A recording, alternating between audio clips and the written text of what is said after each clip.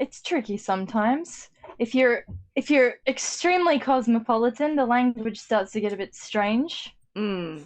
till something like English emerges. We keep promising to do we should do a how to speak like a pirate. Well, I think I am. Right. Since in fact the great pirate language is indeed English. Mm-hmm.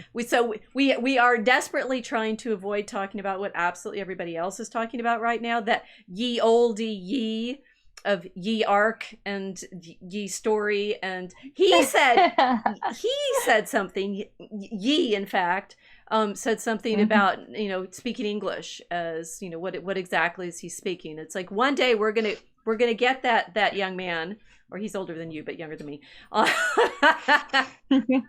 into this Chicago stream, and we can talk rhymes and language and pirate voice. I think we should do that. We promise to try. That would be fun. We promise to try. Anybody watching knows how to help us get him.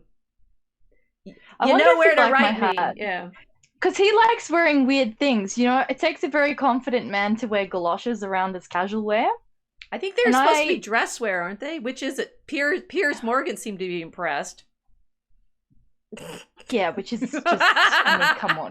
Can you see Piers Morgan walking around in a tailored suit and galoshes? It's not gonna happen. No, you need to He be a doesn't- pirate to pull that kind of fashion off. You have Absolutely. to be a pirate.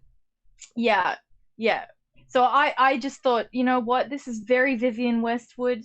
It's going to integrate well into the rest of the wardrobe.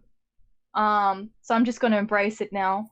My Anglophilia, my pirate Anglophilia has finally arrived, Doc, this week. That you're enjoying it. So the thing is, Yeah. I say, and I think who said? Did you say that you didn't like speaking English? I love speaking English. I think it's a did. magnificent language, and it bears the stamp of every conqueror that's taken over England since. Right? Without the let's recite it. When did the English last have an English king? I mean, When they was don't that? have an English one now. König Karl, whatever. How would you say King Charles in German? Well, not Charlemagne, but that's why he's called Charles, of course, because all kings in Europe are eventually descended from Charlemagne, who's king of the Franks. Yeah, so there's that. Mm-hmm. Yeah. Now, Well, go ahead, Carlos. Well, der Grosse. On reflection, I now realize why I don't like speaking English. Okay. It's not the language per se, it's the phonemes. So Australian English is very homogenized, and it's been bleached, I think, even more than English itself. I watched this video on the emergence of the Australian dialect, and basically it's Southeast English dialects, and what happened when all of those people arrived in Australia. You should sound you should sound like Milo. Why don't you sound like Milo? Oh, because we're not that push. Everyone was so incapable of understanding each other, even in their little tiny dialect of English, that the Aussies just decided to change the way they sounded so everyone would understand them. And so we ended up with this very strange kind of safe English. This is the English that you speak if you need to speak to everybody else in England without an accent. And then it created this one. And now no one can do it because it's become its own thing. But that's the whole point. Phonemes. That's the whole point. That's why English is the pirate language. And it's not Old English. We have no inflections. The only word I could say in Old English is "whet," which is the beginning of Beowulf. What is that? It's the beginning of Beowulf, and nobody knows what it means. Oh. Because it could mean listen. It could mean ha. Right? It's kind of like hear me or something. But I've seen one scholar say it means and. Right, so it's it's we're not even sure whatever language theoretically my ancestors, some of whom were English, would have been speaking. it wouldn't have sounded like this. And the English have been conquered and conquered and conquered and conquered and conquered. I hear now they have, what is it, a Hindu prime minister and a Muslim mayor of London, who probably sound like Milo. I think, in fact, oh golly, I didn't look up what the prime minister's name is, but you know, he sounds very posh. Yes, definitely not the convict dialect. Proper imperial British, which is, of course, what the Americans don't speak, because we're, you know, pirate people of various layers, right? So tea's a part of the story, isn't it? As another spice.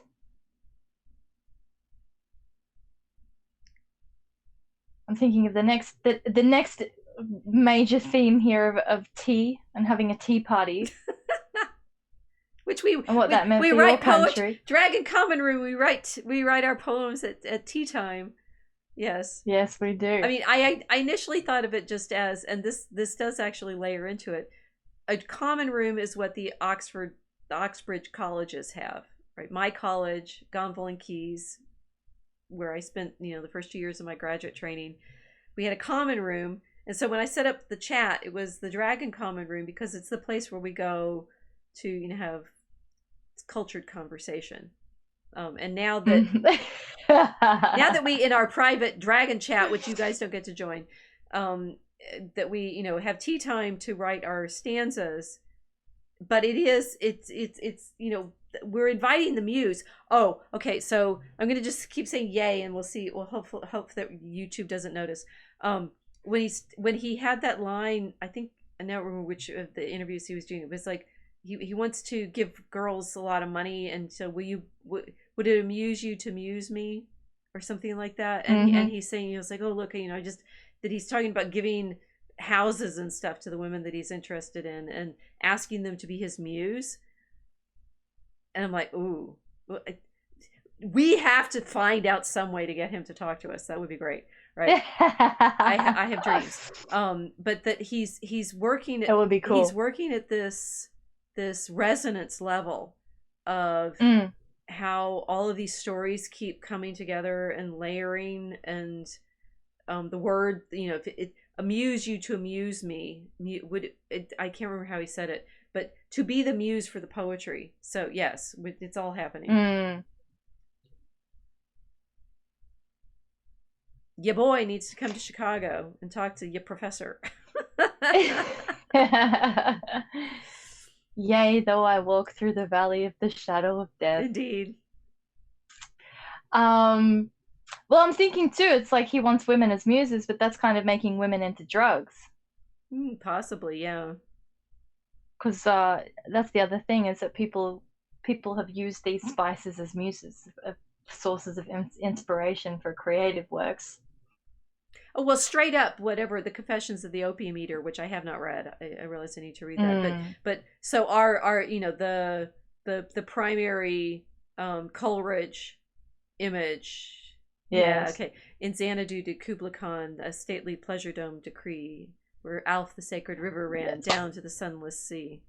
And then I can't do it anymore. But, you know, it's famous. But what's interesting about that is Coleridge was supposed to have been reading, when he fell asleep in his opium-induced dream, Purchase His Pilgrimages. And Purchase His Pilgrimages is one of these 17th century, I think, accounts of these travels. Right? So the pirates are part of the English drug dream of the Orient and Africa, and that, you know, it's very appropriate that we're speaking English to talk about all this, because English enfolds all of these narcotics, all of these dreams, all of these desires into the fairy world, into fairy. English is under the influence. Yeah. So that kind of explains then why I said to you I didn't like it. It's powerful. Look at what it's done. Well, look at what it's done. It's conquered the world. Most people speak English. Even the Portuguese speak English. and we drink port, right? I'm thinking though, like it's under the influence, but uh, it's a difficult language to influence now. Hmm. That's kind of the other reason I don't like it. Hey, I'm 'Cause so we're high on English. we're I'm dealing so with high on English. I'm not going to say it because I'm getting too excited, and I'm going to rap world. And female dog, you're not taking my drug. you see her screeching. She doesn't want to take away her crack. That's my drug. Don't My take ability, away my baby. language, my joy, my words. Yeah, prime addiction. I'm gonna do it. Prime addiction. My iambic No, pentameter. because, like, This female dog woman was. I know I can't because then it'll get clipped and it'll be out there forever. Oh yeah, I'll true. just drink some more. Look, here. I have a thought. This is why I don't like it. Let's take it back to pirates for a second. If it's you and the crew on a boat, Black Pearl or the other ones, whatever, right? You and the other pirates, you get to decide however you want. You shape that language. The boat has its own dialect, but the VOC, Dutch East Indies Company, they've got their own dialect. So I think for me, it's like I can hear this insane global tension over what kind of dialect of English we're allowed to speak. Is it actual pirate or is it like VOC corporate English? I hate corporate English. I hate it. And it's ruining everyone's ability to communicate, and people sound dumb and boring because they can't switch it off.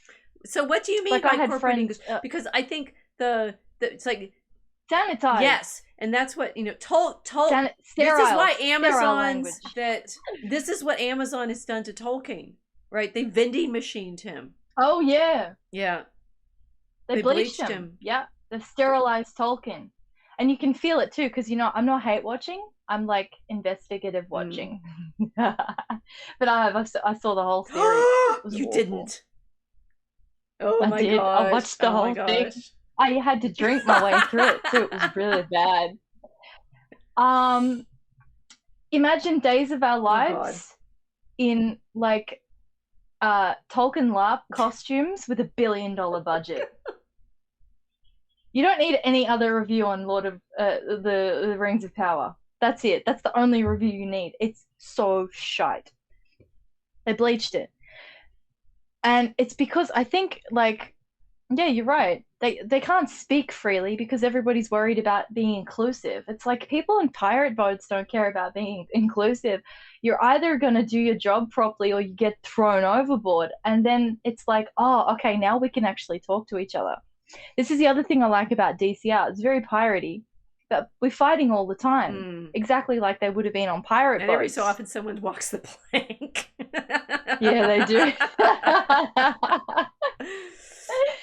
Just casually stabbing each other whenever we feel grumpy or but it's not a bleached language. So there's this sense where the corporation needs to be inclusive because the corporation doesn't want to deal with the rum and the spice and the human trafficking and like. Well, but the corporation is the one that's doing all of that. Yeah, but they need to make it look friendly. They're kind of adopting this very odd version of English, which is that it's sort of you've got to take everything offensive out of everybody in that environment in order to function in that environment. Whereas, like, for me, the most amazing parts of at least the Australian English dialect was very offensive. It was people which are convict stock that talk to each other like